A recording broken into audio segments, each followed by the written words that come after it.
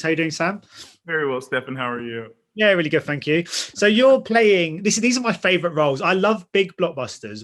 And there's that one, the kind of comedic relief, the character in there who's a bit like me, who's kind of the sort of person who would basically be killed first, probably. Yeah, right. I love those roles. They're great fun to watch. How are they to play?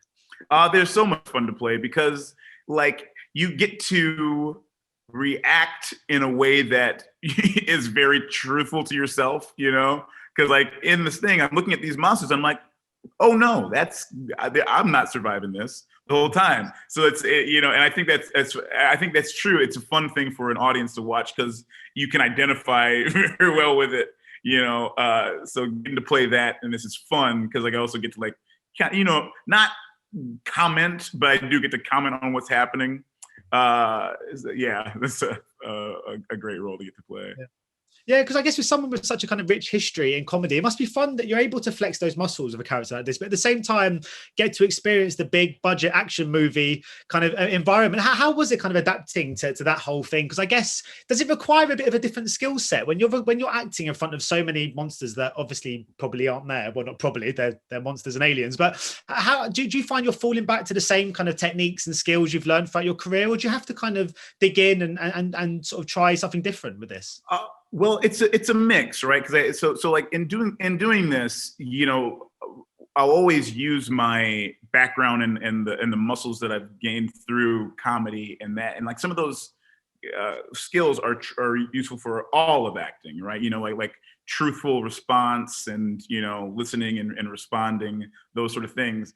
But then, you know, it takes some adapting when you are also filming a big blockbuster action movie where, you know, there's a scene and you see a helicopter flying by your head. Like, you have to, I mean, good comedy is also grounded and real. So I think that those same things applied just in a different space, it still works, you know?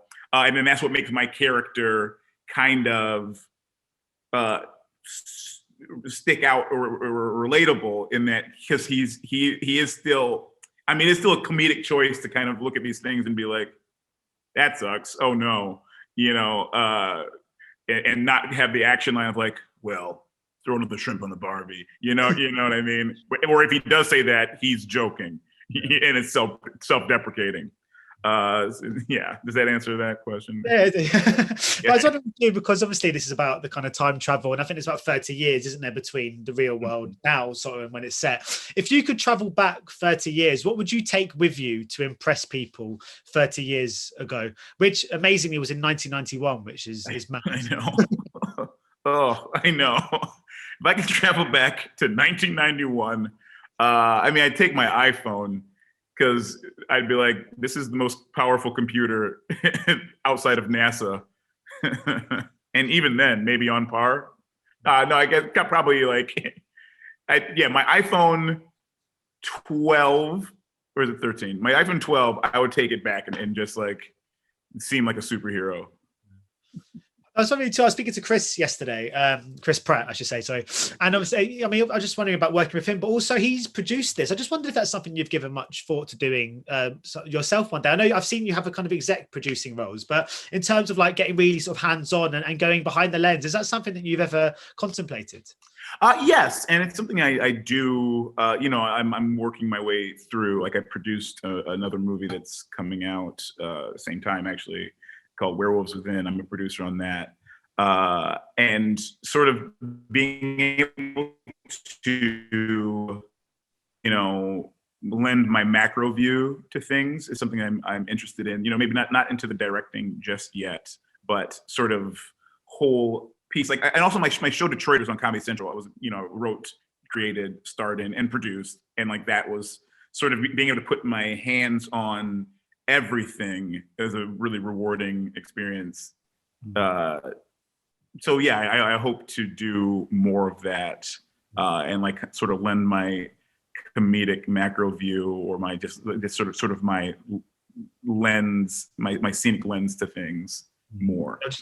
very, very quickly before I go, because I saw that you're joining the world of Harley Quinn. Are you excited? I just wondered if you could say who you're playing. And if you tell me, I promise I won't tell anyone. Oh, you promise? Oh, well, I'm playing a character in the Harley Quinn show, and that's all I think I can say. But I'm very excited to join. It was a really fun experience. I did all my recordings, and it's the show is so funny, and sort of that world that they created for that DC universe it was really something great to get to join. Brilliant. Well, I can't wait to see it. Thank you so much for your time today. And sorry I went over by about a minute for that interview, but take care. Best luck with the release. Thanks, Evan. Ladies and gentlemen, you're watching Hey You Guys! Hey You Guys, huh? Hey, you guys. Is that from the Goonies? It is indeed, yes. Nice. Hey, you